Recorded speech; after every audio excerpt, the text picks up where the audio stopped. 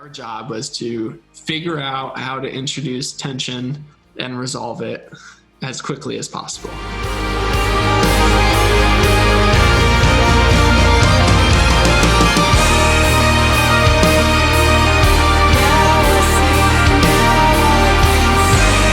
Hello everybody, I'm Jay from Rope and Ladder. And I'm Ryan. I play all the melodic instruments on the record. And I play drums and percussion. We wanted to record a few videos walking through all the songs on the album to share our different, the writing process of each song, how we recorded each one, a little bit about the mixing and mastering and production of each song. And marketing and releasing the record, most of which we did ourselves. This whole process took 10 years, roughly from start to finish, and there's a lot of little anecdotes and lessons we learned along the way that we thought might be interesting to share in kind of discussion video form. So thanks for joining, and we're going to start this series by walking through each song on the record one by one, and we're going to start from the very beginning with Overture.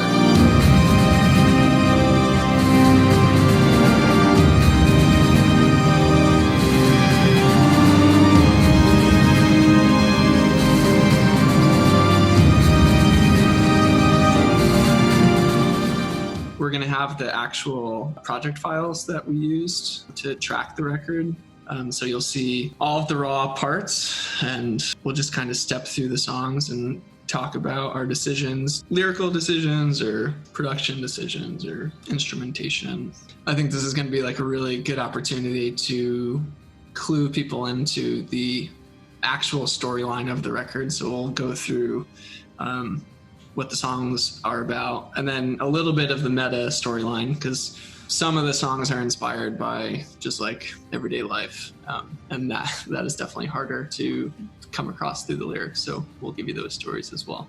So let's talk about the first song on the record, Overture, which it's not the first song we wrote for sure. Yeah, definitely not. I think it definitely was the last one to get finished.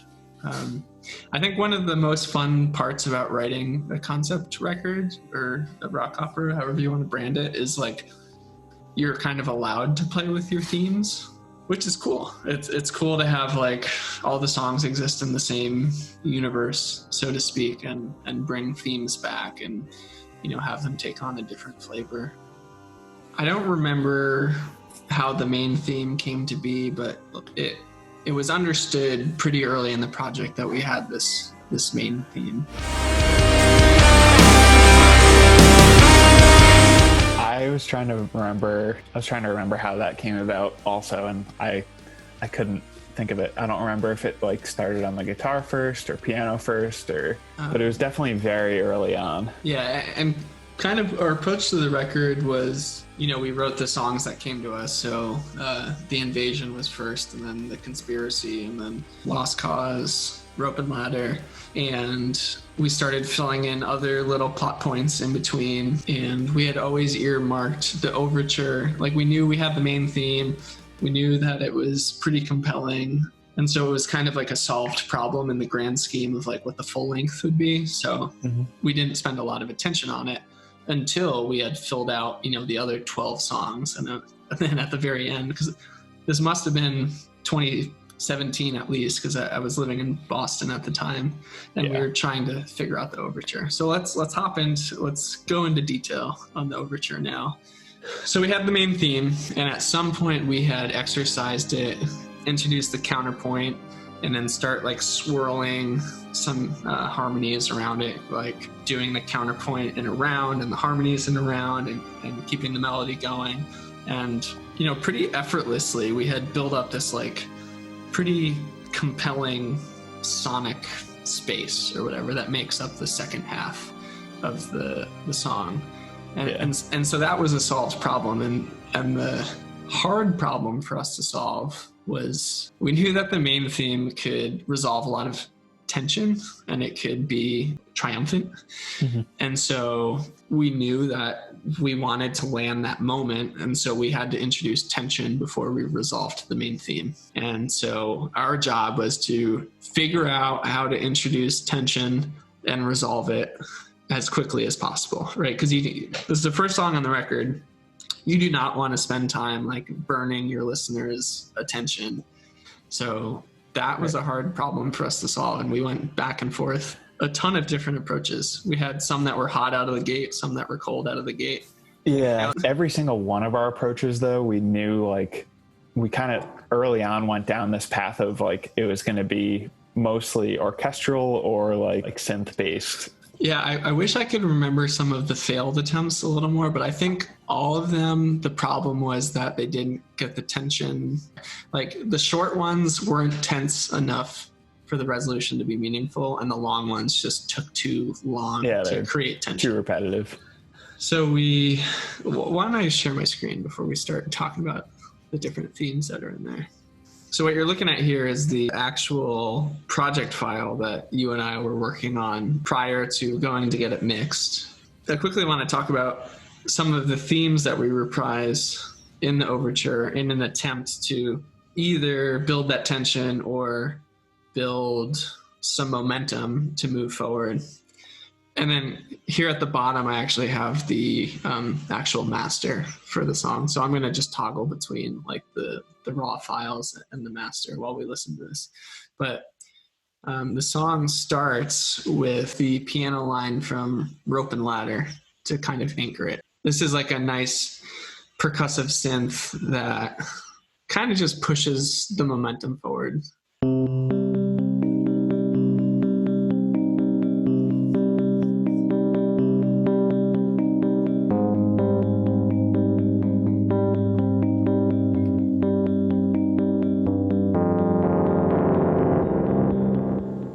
And then we also have another line from Rope and Ladder, this like spooky piano bit here.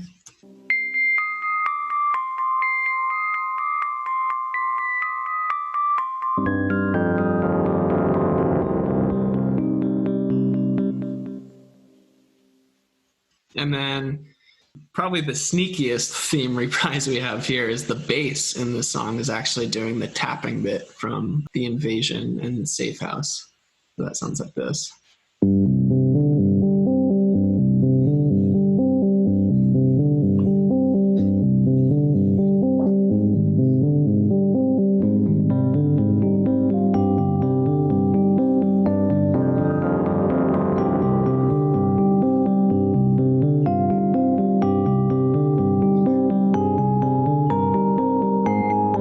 So right away here, we've created like a baseline of tension, that plus, we have this drone going on the cellos.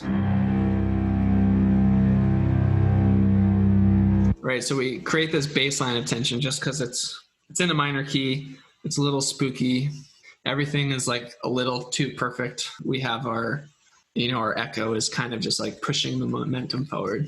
But we ended up deciding that the easiest way to build tension, get out of there, was to have this pretty tight 4-part harmony lead us into the resolution.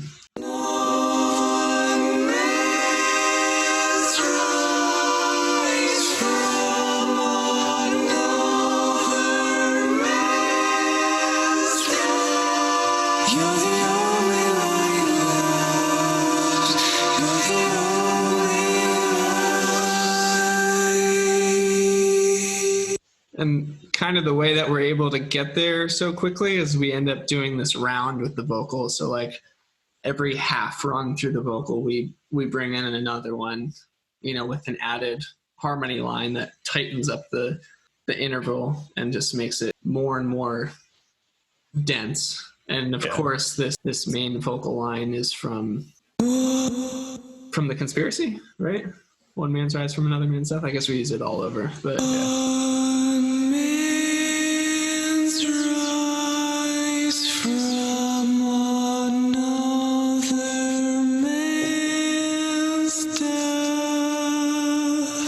And we help bridge the gap with this callback to Rope and Ladder. Yeah. You're the only light left. You're the only light.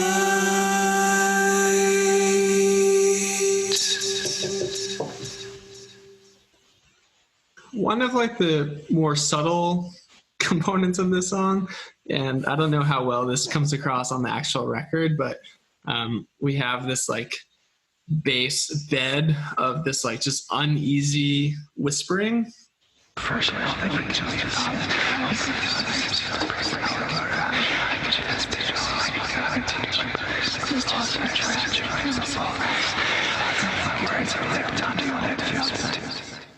And so that's really creepy. Yeah. That's a little too much to deal with, like mentally, and it's kind of hinting at the antagonist's like mental unrest. Like there's just too much going on. You can't concentrate on that. I would like to play a little bit of the main theme as it comes in.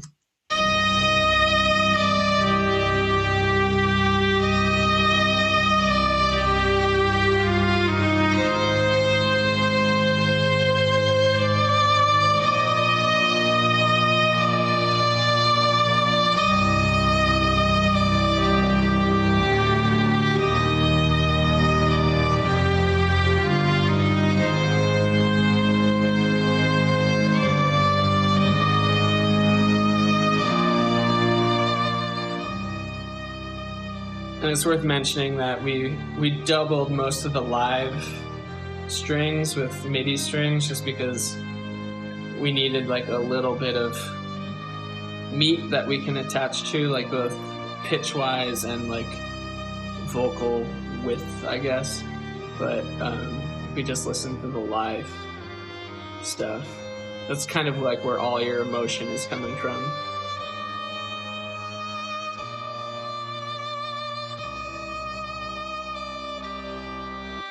So maybe let's just play through to the introduction of the main theme, and then if if we have any thoughts, we can just talk over it or pause and jump in. Sure.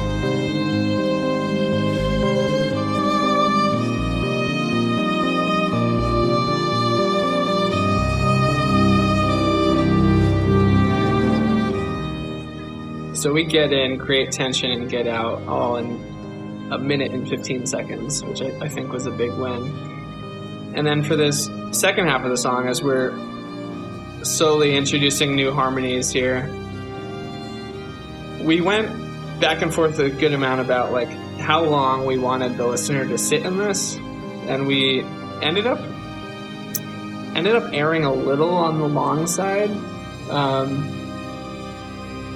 Because I really like this idea of like the listener kind of losing like where beat one is and just kind of getting lost in this like swirling washing machine of these rounds. So we'll just sit in that for a second.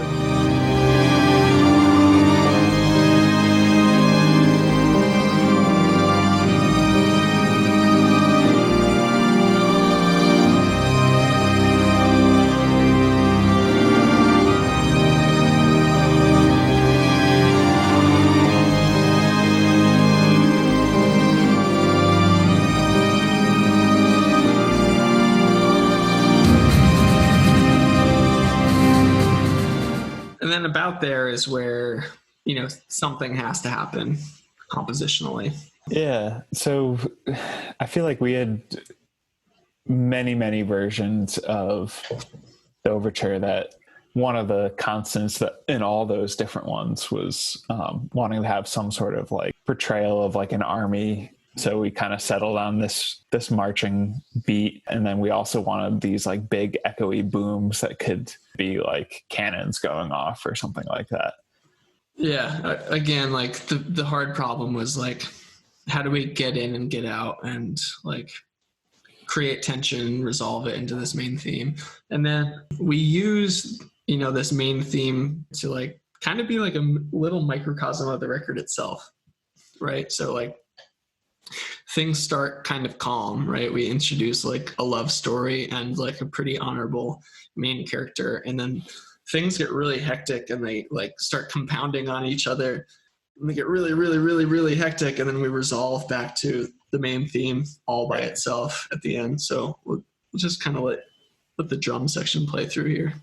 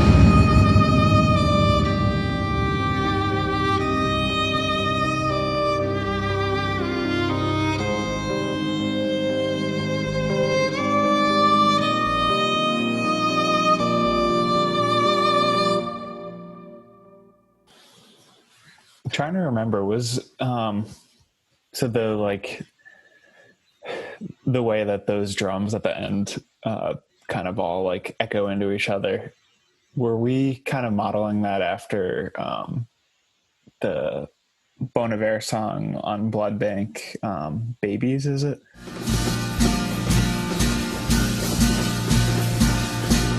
I know that we wanted it to like feel like it's getting a little out of control. Like, the delay is starting to compound and maybe feedback a little bit.